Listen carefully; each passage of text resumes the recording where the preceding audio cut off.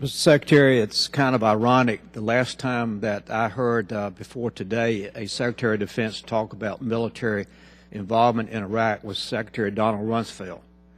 That got us into a war that was unnecessary. I know ISIL is evil. There's no question about it. They need to be taken out. But I looked at some of your statements from 2002 when you were a senator and how you felt about the obligation of a member of Congress to make a decision to send a young man or woman to die.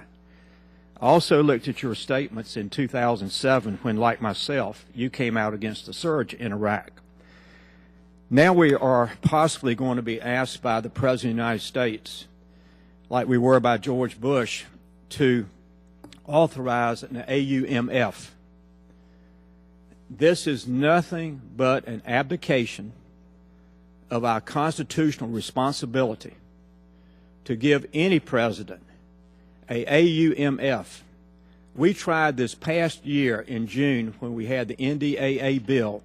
Adam Schiff tried to sunset out the AUMF that we gave to President Bush, which has been used by President Obama. And I do not understand how we in Congress can continue to abdicate what the Constitution says is our responsibility. Before I get to a brief question, James Madison once said, the power to declare war, including the power of judging the causes of war, is fully and exclusively vested in the legislature. And I do not believe sincerely, because when this happens to be President Obama, he wants to have another AUMF or an extension of what we have. I hope that the Congress, both parties, will look seriously at what is our responsibility, because it's not going to be but so long. You have sent more and more troops to Iraq to train. Many of these are former Saddam Hussein loyalists, and now they're fighting with ISIL, and then some are still now fighting with the other side. It's very complex. I understand that, and I agree with that. But for goodness sakes, why in the world should we make such a commitment and we don't even have an end point to it?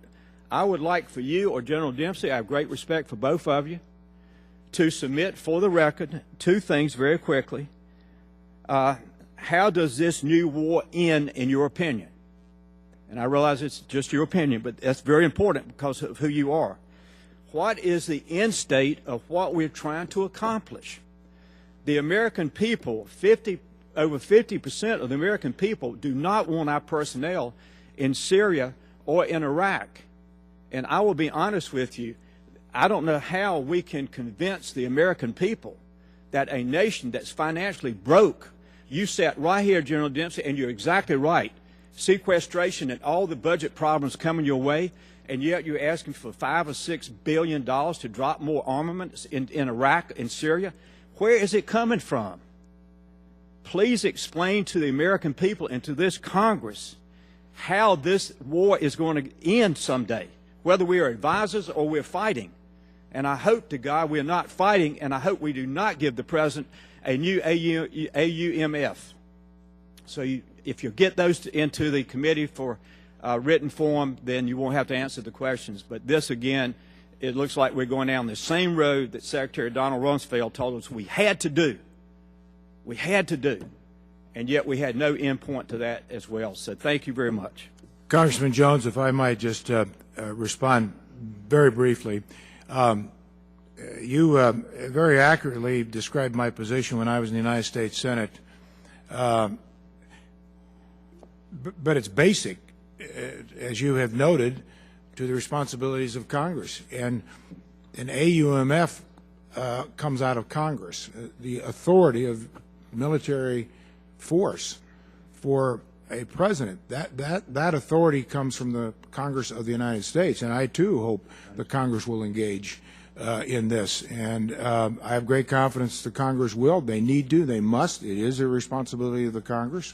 So I'm right with you on that point, and I'll give you my best thoughts on your other question as well. Thank you. Thank you, Ms. Bordello.